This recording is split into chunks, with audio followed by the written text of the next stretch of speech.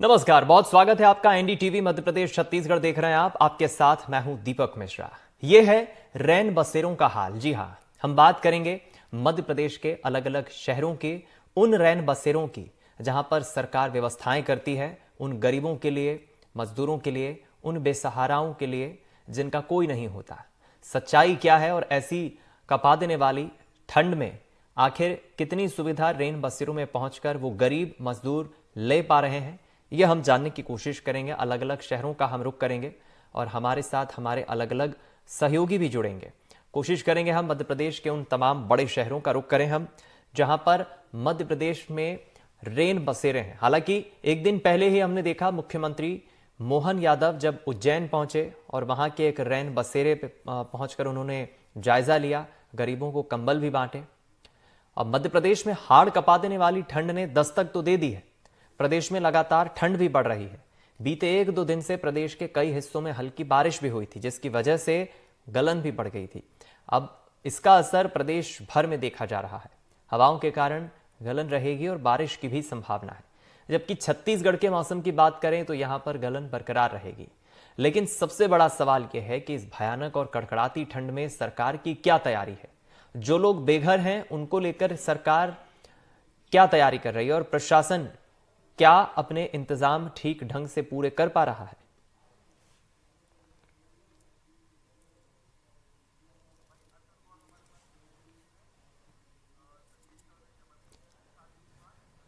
तो मध्य प्रदेश के अलग अलग शहरों का चलिए हम रुख करेंगे। हमारे अलग अलग सहयोगी मध्य प्रदेश के शहरों से जुड़ रहे हैं।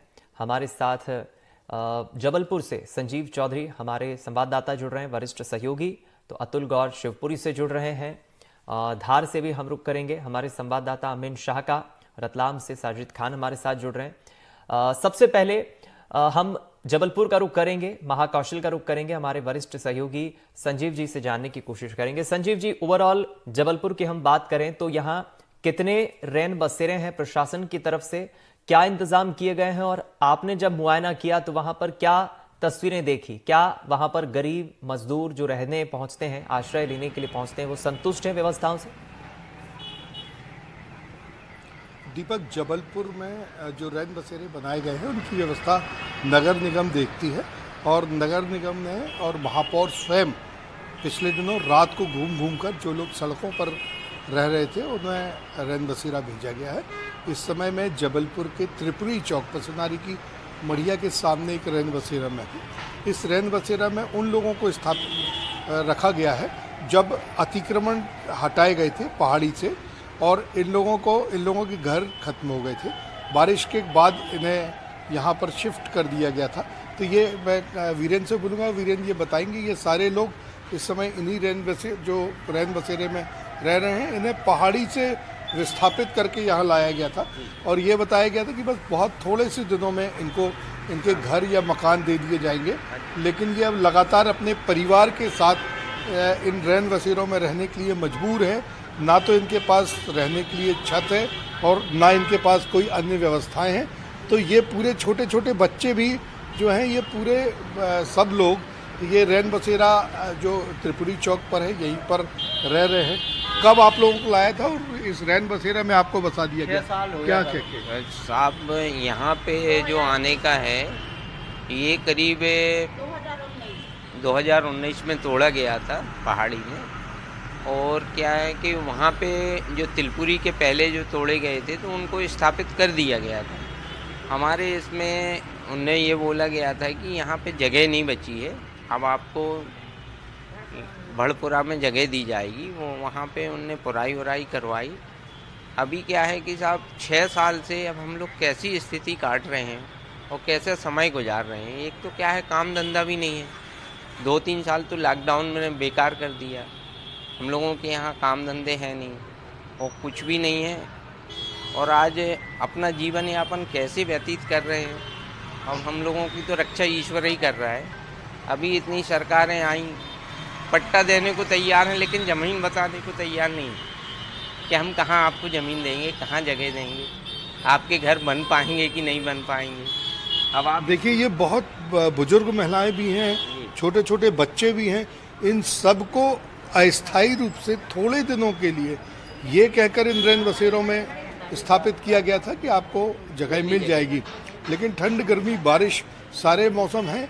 अब ये लोग यहीं डले हुए हैं, इनके पास एक एक छोटे छोटे से कमरे हैं, बड़े बड़े परिवार रह रहे हैं और इसी में सब ये अपना जीवन गुजार रहे हैं। बिल्कुल ठीक कहा आपने संजीव जी, हमारे साथ बने रहे आप। एक बार फिर रुक करेंगे हम, अब सीधा मध्य प्रदेश के रतलाम का चलिए रुक कर लेते हैं। साजिद खान हमारे सहयोगी हमारे साथ बने हुए हैं। साजिद, आपके पीछे मैं देख पा रहा हूं, शायद आप भी रतलाम के किसी एक रैन बसेरे में ही मौजूद हैं। क्या तैयारियां, क्या व्यवस्थाएं हैं वहां? जी बिल्कुल दीपक, आप देख सकते हैं मैं यहाँ पर श्यामा प्रसाद मुखर्जी जो बस स्टैंड है उसके वहां पर जो रैन बसेरा है वहां हूं, और आप यहाँ देख सकते हैं किस तरीके से जो है लोग यहाँ पर जो लोग सो रहे हैं यहाँ पर कम्बल ओढ़ के, क्योंकि ठंड बहुत ज्यादा यहाँ पर है। तो लगातार लोग यहाँ पर हैं। यहाँ पर कुछ लोग हैं जिनसे जो जाग रहे हैं, जिनसे हम जरूर बात करेंगे कि किस तरीके से वो यहाँ पर आए हैं और क्या कुछ असुविधा तो उनको नहीं हुई है। भैया क्या नाम है आप? तो यहाँ कहाँ रहते हो? तो सोने के लिए आए हो तो नहीं है? सुविधा, अच्छी सुविधा है सर। यहाँ 2 दिन से सो रहे हैं और अच्छी सुविधा मिल रही है हमें सोने के लिए। कोरे में हम सोते हैं और मेहनत मजदूरी करके यहाँ सोते हैं हम। अच्छा, तो तुम कहाँ से हो? आप कहाँ से हैं? चित्तौड़ से हूँ। हाँ, चित्तौड़ से यहाँ पर मजदूरी? हाँ, मजदूरी करने आया। तो रात को भी है तो यहाँ सो जाते हो? हाँ, सो जाता है, अच्छी सुविधा अच्छी है। तो आप देख सकते हैं किस तरीके से दीपक यहाँ पर लोग लगातार आ रहे हैं, और हमें बताया गया है कि अभी जो है नगर निगम की जो गाड़ियां हैं वो जो सड़क पर लोग सो रहे होंगे उनको भी यहाँ लेकर आएंगे, और रात भर में जो है ये पूरा भर जाएगा। हमारे साथ जो यहाँ के जो कर्मचारी हैं वो भी हमारे साथ है। भैया क्या नाम है आपका? निरंजन सिंह चौहान। तो किस तरीके से आप कितने लोग आते हैं ये बताएं? यहाँ पर 15-20 लोग आते हैं। 15-20 कल लोग में हो जाते हैं? 20 लोग थे सर। अच्छा, हाँ जी। तो और क्या लग रहा है आपको? यहाँ अभी मोबाइल वैन चलती है रात में 12-1 बजे तो तक। पहले तो जो है एंट्री होती थी यहाँ पर आधार कार्ड वगैरह मांगते थे, अब नहीं मांगते? मगर अभी कलेक्टर साहब के आदेश है। कलेक्टर साहब के आदेश है, फुटपाथ पे जो भी व्यक्ति सोते हैं उनको लाके यहाँ सुलाया जाए। तो बिल्कुल दीपक, ये एक तरह से हम कहेंगे कि ये एनडीटीवी की खबर का ही असर है, क्योंकि जब पूर्व में हम आए थे यहाँ पर और हमने जब दिखाया था तो यहाँ पर लोगों से जो है वो आधार कार्ड उनके मांगे जा रहे थे, जो कि अब उनसे यहाँ नहीं मांगे जा रहे हैं। ये एक अच्छी बात है कि गरीब आराम से यहाँ करके सो सकते हैं। दीपक, चलिए, ये तस्वीरें देखकर अच्छा लग रहा है, और यहाँ पर जो रैन बसेरे में लोग मजदूरी करने आते हैं अलग अलग राज्यों से, वो भी काफी संतुष्ट दिख रहे हैं सुविधाओं से। अब हम देवास का रुख कर लेते हैं। अरविंद चौक से हमारे साथ जुड़ गए हैं। अरविंद, आप कहां पर मौजूद हैं और देवास में किस तरह की व्यवस्थाएं हैं रैन बसेरों में ओवरऑल, क्योंकि यहां भी मालवा के कई मजदूर हैं जो उज्जैन, शाजापुर, मक्सी आसपास से पहुंचते हैं।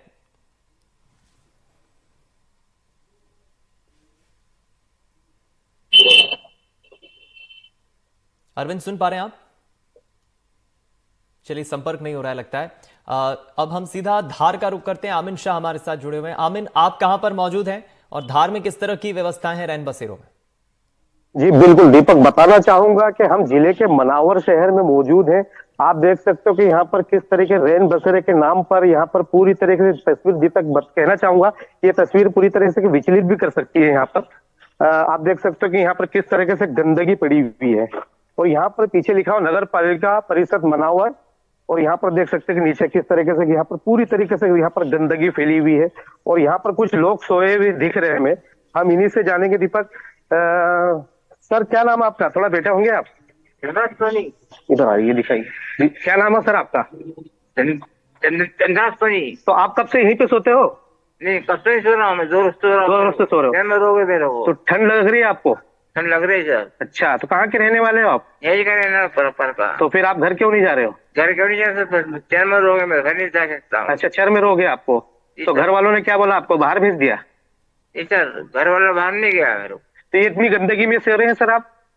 सर, मैं सो रहा हूँ इसलिए मेरे को आखिरी समय है मेरा। अच्छा, तो ये पूरी तरीके से गंदगी फैली है ना सर यहाँ पर? तो गंदगी फैली हुई सर पूरी। अच्छा, तो यहाँ तो कोई बैठ भी नहीं सकता है, आप सो रहे हो? नहीं, बैठ भी सकता कोई नहीं, लेकिन मेरे जानबूझ को सोया हूँ यहाँ पे। अच्छा, बिल्कुल दीपक, देखिए किस तरीके से यहाँ पर लोग गंदगी में सोने को मजबूर है। और कोई दादा भी हमारे साथ। सर क्या नाम है आपका? थोड़ा कंबल हटाएंगे। क्या नाम है आपका? राधे श्याम जी, कब से सो रहे हो आप यहाँ? अच्छा, तो ये गंदगी में सो रहे हैं सर आप? मेरे ऊपर टूटा है जी, ऊपर सो रहे हैं। दीपक, आप देख सकते हो किस तरीके से यहाँ पर पूरी गंदगी फैली हुई है। और भी लोग यहाँ पर है जो पहुंचेंगे यहाँ पर सोने के लिए। बताया जाता है कि यहाँ पर 8 से 10 लोग यहाँ पर इसी जगह पर सोते हैं। और यहाँ पर देखिए गंदगी किस तरीके से अंबार लगा हुआ है। शायद ये तस्वीर विचलित कर सकती है देखने वालों को। और यहाँ पर किस तरीके से यहाँ पर नीचे कीचड़ है, गंदगी फैली हुई है, पूरी तरीके से फैली गंदगी। यहाँ पर ये तस्वीर पूरी तरीके से विचलित कर सकती है। जी दीपक, रतलाम के मुकाबले तो यहाँ पर काफी उलट तस्वीर दिख रही है। धार से बिल्कुल संतोषजनक तस्वीरें सामने नहीं दिख रही है। अब शिवपुरी का रुख कर लेते हैं। अतुल गौर हमारे संवाददाता बने हुए हमारे साथ। अतुल, आप कहाँ मौजूद हैं और शिवपुरी में रैन बसेरों के क्या हाल है? जी दीपक, देखिए मैं भी एक रैन बसेरे में हूं और मैं आपको ये भी पहले बता दूं कि जब हम एक रात जाग करके पूरे रैन बसेरों की रियल चेकिंग करने के लिए पहुंचे थे, उनका हमने पूरा के पूरा जायजा लिया था। उसके बाद में इस रैन बसेरा में हम आज दोबारा पहुंचते हैं, हम लाइव कर रहे हैं यहाँ से। तो मैं कहूंगा कि हालात थोड़े से बेहतर हैं, लेकिन अब अगर हम बात करें तो और भी ज्यादा बेहतर होने की जरूरत है। आप मेरे पीछे देख सकते हैं कि ये रैन बसेरा है और ये नगर पालिका का रैन बसेरा है, जहां ये नगर पालिका द्वारा चलाया जाता है। और अगर हम यहाँ की व्यवस्थाओं की बात करें तो बहुत बेहतर तो नहीं कह सकते, लेकिन हाँ फिर भी ये है कि हमारे दौरे के बाद में कहीं ना कहीं ये व्यवस्थाएं थोड़ी बेहतर हुई हैं। जब हम पिछली बार पहुंचे थे तो यहाँ तो ताला लगा हुआ था और लोगों को मना कर दिया जाता था कि किसी तरह की कोई व्यवस्था यहाँ रुकने के लिए नहीं है, और लोग ठंड में बाहर ठिठुरते हुए दिखाई दे रहे थे। और हमने बस स्टैंड और सारी जगह का चित्र भी प्रसारित किया था। तो इस तरह से ये लोग हैं यहाँ पर लेटे हुए हैं पलंग पर। लेकिन आप ये देखिए, जो खास तौर पर इतनी बात हो जाने के बाद और इतनी ज्यादा सर्दी पड़ जाने के बावजूद भी इनको सिर्फ एक ये कंबल दिया जाता है, और ये कंबल में ये कैसे ठंड बचाएंगे ये समझ से बाहर है। ये अपने आप में, आप नाम बताएंगे अपना? हाँ सर, मेरा नाम सर अर्जुन सिंह है, मैं ग्राम सलैया से आया हूँ। बैठ जाइए। हाँ सर, मेरा नाम सर अर्जुन सिंह है, मैं ग्राम सलैया से आया हूँ। सर मजदूरी करते हैं? मजदूरी करता हूँ सर। मेरी बस निकल गई थी, मुझे टाइम हो गया था। मैं रुकने के लिए आया यहाँ रैन बसेरे। भैया से मैंने बोला उन्हें यहाँ रुकने की व्यवस्था है, तो बोला हाँ रुकने के लिए व्यवस्था है। उन्होंने बोला भैया एक सिर्फ कंबल है और सोने के लिए बाथरूम लेटरिन सब सुविधा है, बाकी तो सब सुविधा है। बस कंबल ठंड में थोड़ा कुछ और मिल जाता, पर ठंड में कमी है। बस एक कंबल ही है सर, रात में सर्दी लगेगी तो बस यही बात है, और तो सब सुविधा ठीक है। अगर कंबल मिल जाए सर तो कंबल बहुत अच्छा रहेगा। तो दीपक, सुन पा रहे हैं आप कि ये जो कंबल है, इस कंबल से इनको कैसे ठंड बचाई जाएगी, ये अपने आप में सोचने वाली बात है। ये सारे लोग एक एक कंबल में जो है कहीं ना कहीं सो रहे हैं। और इस पूरे रैन बसेरा की अगर आप बात करें तो यहाँ कैपेसिटी जो है लगभग करीब 50 लोगों के रुकने की व्यवस्था की जा सकती है। लेकिन अगर उनको रुकाया जाएगा तो फिर यहाँ पर बेड नहीं है, फिर वो गद्दे लगा करके यहाँ पर उनको रुकाया जाएगा और उनके लिए भी सिर्फ एक कंबल होगा। यहाँ के चौकीदार, मैं चाहूंगा आप बने रहें, ये तस्वीरें भी हम जरूर एक बार फिर दर्शकों को दिखाएंगे। आप बने रहें अतुल हमारे साथ, एक बार फिर आपका रुख करेंगे, बातचीत जारी रखिएगा। इधर एक दिन पहले मध्य प्रदेश के मुख्यमंत्री मोहन यादव रात 12 बजे उज्जैन पहुंचे, जहां उन्होंने सीधा देवास गेट बस स्टैंड पहुंचकर फुटपाथ पर सो रहे लोगों को कंबल वितरित किए। मुख्यमंत्री अधिकारियों को रैन बसेरों का इंतजाम करने के निर्देश देते भी नजर आए। इस दौरान उन्होंने कहा कि नर की सेवा ही नारायण की सेवा है। अभी जो लोग फुटपाथ पर सोए थे उन्हें उठाना मुनासिब नहीं समझा, इसलिए कंबल वितरित करवा दिए। आगे से सभी की व्यवस्था रैन बसेरे में हो, ऐसा सुनिश्चित किया जाएगा।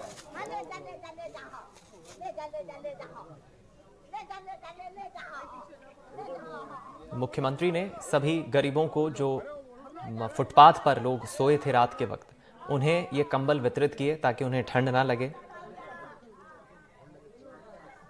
ठंड का माहौल है, ठंड का प्रकोप है, ऐसे में गरीब भाई बहन अगर फुटपाथ पे सोए हुए हैं तो थोड़ी सी उनकी मदद हो जाए।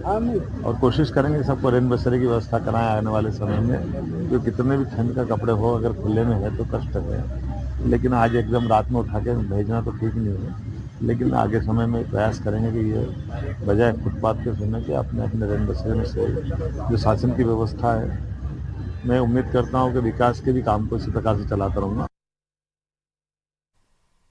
तो हमारे अलग अलग सहयोगी हमारे साथ बने हुए हैं। एक बार फिर अतुल का जल्दी से हम रुख करेंगे। अतुल, आप जिनसे बात कर रहे थे जरा उनसे बातचीत करें और ये भी जाने कि जो कंबल वितरित किए गए हैं, वहां पर जो कंबल ओढ़कर सो रहे हैं लोग, क्या उस कंबल की गुणवत्ता अच्छी है? क्या उससे ठंड रुक जाती है या फिर और अधिक विस्तार होने की जरूरत है इस सुविधाओं में? जी बिल्कुल, मैं दीपक जल्दी से बात करता हूं। अगर ये आप एक मजदूर साथी हैं, आप बताएंगे कि एक कंबल से आपकी सर्दी बच सकती है? नहीं बच सकती है। ये कंबल की जो गुणवत्ता है कैसी है? ये पतला है, बिल्कुल बिल्कुल पतला है। बिल्कुल पतला है। नींद आती है रात में? नहीं आती।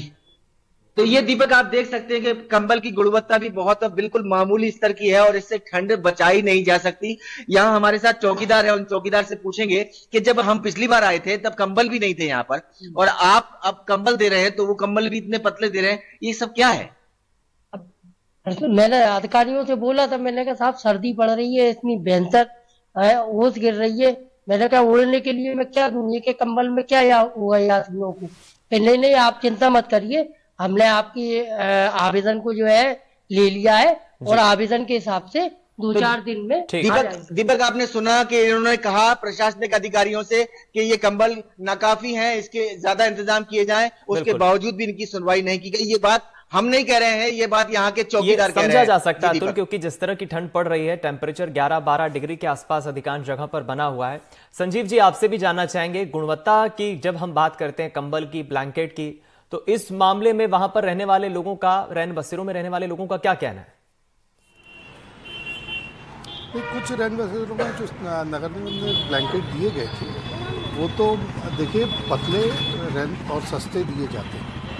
कुछ ये लोगों को स्वयंसेवी संस्थाएं भी अलग अलग तरह से ला के देती हैं, लेकिन जिस रैन बसेरे में मैं इस समय खड़ा हूँ, ये मेडिकल कॉलेज के ठीक बगल में है और इस रैन बसेरे को इसलिए बनाया गया था कि मेडिकल में आने वाले जो मरीज हैं उनके रिश्तेदार यहाँ आकर रुक सकें। लेकिन पिछले 6 सालों से जो विस्थापित है उन्हें बसा दिया गया।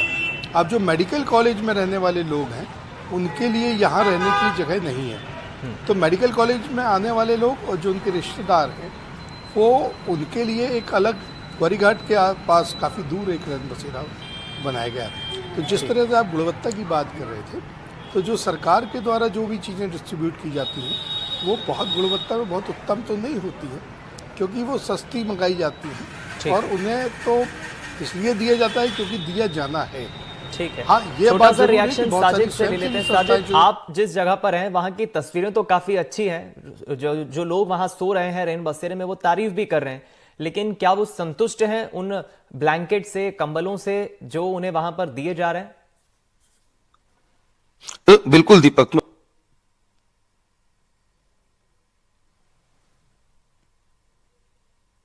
लगता है हमारा संपर्क टूट गया है साजिद से। जिस तरह से तस्वीरें सामने आई हैं शिवपुरी से, हमारे वरिष्ठ सहयोगी अतुल ने भी बताया कि किस तरह से ब्लैंकेट से काम नहीं पहुंच पाता है, और ऐसी ही कुछ तस्वीरें जबलपुर से भी आई है। आमिन का एक बार फिर रुक करेंगे हम। आमिन, जल्दी से आप ये भी बातचीत करें कि क्या वहां पर प्रशासन ने कोई पहल की धार में इसको लेकर? बिल्कुल दीपक, बताना चाहूंगा कि यहाँ पर अभी तक प्रशासन की तरफ से कोई पहल नहीं हो पाई है और यहाँ पर रैन बसेरे के नाम पर सामुदायिक भवन है जो कि यहाँ पर प्रशासन रुकाने के ठहराने की बात करता है। तो अभी हम उसी जगह पर मौजूद है दीपक। बताना चाहूंगा यहाँ पर ऐसे 20 से 25 कमरे हैं जहाँ पर कम से कम 150-200 लोगों को रुकाया जा सकता है। फिर भी यहाँ पर पुलिस के कुछ जवान रुके हुए हैं और कुछ ठेकेदार के मजदूर यहाँ पर रुके हुए हैं।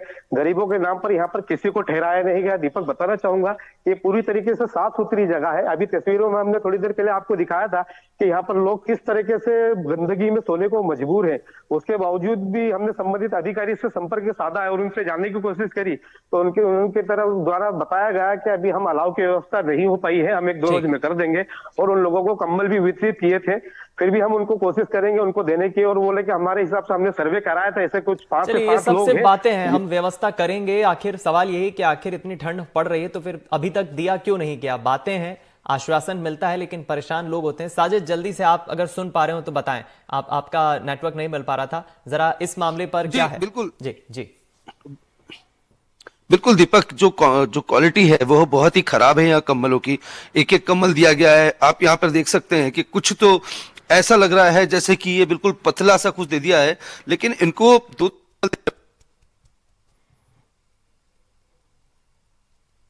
से आए हैं आप? मारवाड़ से पाली जिला से। पाली जिला से आए हैं। हाँ तो यहाँ पर आए हैं, ये कंबल लग रहा है आपको कि ठंड रोक सकता है? थोड़ी थोड़ी थोड़ी थोड़ी रुक जाएगी, लेकिन ज्यादा है। ये तो ये कमरा है नहीं। ये कमरा है। बिल्कुल दीपक, जैसा कि आपने सुन पाया, ये पाली जिले से आए हैं, राजस्थान से, और वहां तो और एक बार फिर नेटवर्क इशू के कारण ठीक से संपर्क नहीं हो रहा है साजिद।